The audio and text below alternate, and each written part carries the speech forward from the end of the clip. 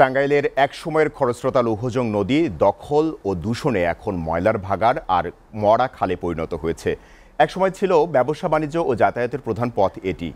শহর এলাকায় নদীর পাশে অবৈধ দখল উচ্ছেদ ও খননের কাজ কিছুটা হলেও নদী জুড়ে দৃশ্যমান প্রকৃতির অপরূপ সৌন্দর্য ফুটে ওঠেনি। তবে নদীটি রক্ষা করে তার প্রবাহমানতায় ফিরিয়ে আনার দাবি এলাকাবাসীর। টাঙ্গাইল থেকে আহমেদ রাসেলের প্রতিবেদনে বিস্তারিত।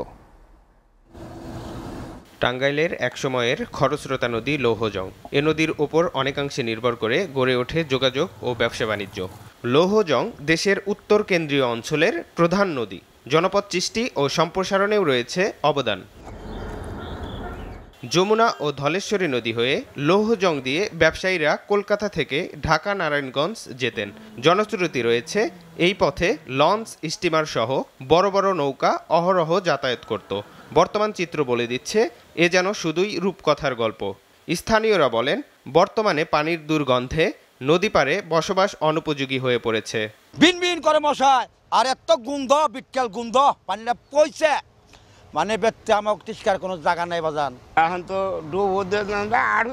আট পা মিলে মান্দার সমান ডাবে।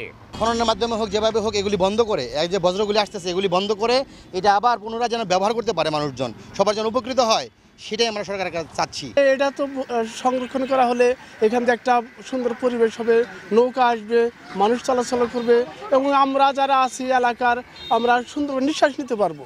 পরিবেশ অধিদপ্তর বলছে, ইতিমধ্যে নদী দূষণের উৎস চিহ্নিত করা হয়েছে। যে সকল প্রতিষ্ঠান তরল বর্জ্য তৈরি করে সেই তরল বর্জ্যের নমুনা ঢাকা বিভাগীয় গবেষণাগারে পাঠানো হয়েছে। প্রতিবেদন হাতে পেলে আইনগত ব্যবস্থা নেওয়ার আশ্বাস দিয়েছেন পরিবেশ অধিদপ্তরের এ উপপরিচালক। লৌহজং নদীর সাথে কানেক্টেড 4টা তরল বর্জ্য সৃষ্টিকারী প্রতিষ্ঠান আমরা শনাক্ত করেছি। এর মধ্যে আলাউদ্দিন টেক্সটাইল অন্যতম। গত সপ্তাহে আমি 4টা প্রতিষ্ঠানই নিজের সরেজমিন আকস্মিকভাবে পরিদর্শন করেছি। ওখান থেকে তরল বর্জ্য নমুনা সংগ্রহ করে আমরা আমাদের ঢাকা বিভাগীয় গবেষণাগার কার্যালয়ে প্রেরণ করেছি। ওখান থেকে রিপোর্ট পেলে আমরা পরবর্তী আইনের পদক্ষেপ। প্রশাসনের তৎপরতায় লৌহজং পূর্ণ যৌবন ফিরে পাবে এমনটা প্রত্যাশা পরিবেশবিদদের।